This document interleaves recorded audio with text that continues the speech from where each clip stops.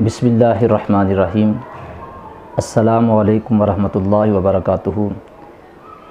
ایک اسلامی بہن نے یہ سوال پوچھا، وہ کہتی ہیں کہ اگر کھانے میں بال گر جائے تو کیا اس کا شرعی حکم ہے، وہ ہمیں بتا دیں۔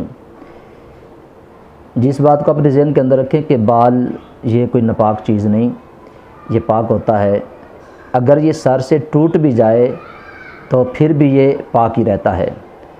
ہاں، اگر کھانے کے اندر بال گر گیا ہے تو اکثر لوگوں کی جو طبیعت ویسی ہوتی ہے کہ وہ اس میں کراہت محسوس کرتے ہیں، تو اس میں یہ ہے کہ اس بال کو نکال دیں اور اس کھانے کو تناول کر لیں۔ ہاں، اگر آپ کی طبیعت اس بات کو نہیں مانتی کہ ہم اس کھانے کو کھائیں، آپ اس چیز کو کراہت محسوس کرتے ہیں، تو اس کھانے کو آپ کسی غریب کو دے دیں، اسے پھینکیں نہ، کیونکہ پھینکنے سے اللہ کی نعمت ضائع ہوتی ہے۔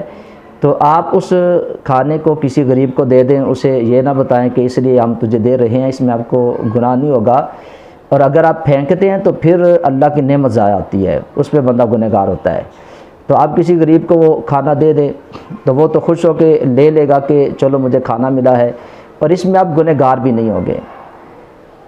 اکثر ایسے ہوتا ہے کہ گھر کے اندر کوئی چیز بنتی ہے، ہم اس کو کھا لیتے ہیں، جو بچ جاتی ہے تو اب طبیعت اس چیز کو محسوس نہیں کرتی کہ دوبارہ کھاؤ، تو ہم وہ بھی تو کسی غریب کو دے ہی دیتے ہیں۔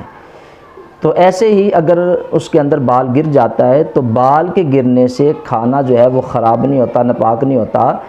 طبیعت نہیں مانتی تو اس کو کسی غریب کو دے دینا چاہیے، اللہ کی نعمت کو ضائع نہیں کرنا چاہیے۔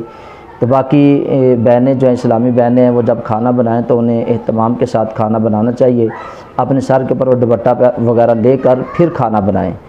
تو یہ ایک بہن نے سوال پوچھا تھا، مجھے امید ہے کہ اسے اس بات کی سمجھ آ گئی ہوگی کہ اس کھانے کو پھینکنا نہیں، بال نکال کے اگر کسی نے کھانا ہے تو کھا لے، نہیں تو کسی غریب کو دے دینا چاہیے۔ اللہ تعالیٰ میں انہیں ان شرعی مسائل کو سیکھنے کی، سمجھ کر اس پہ عمل کرنے کی اللہ توفیق عطا فرمائے۔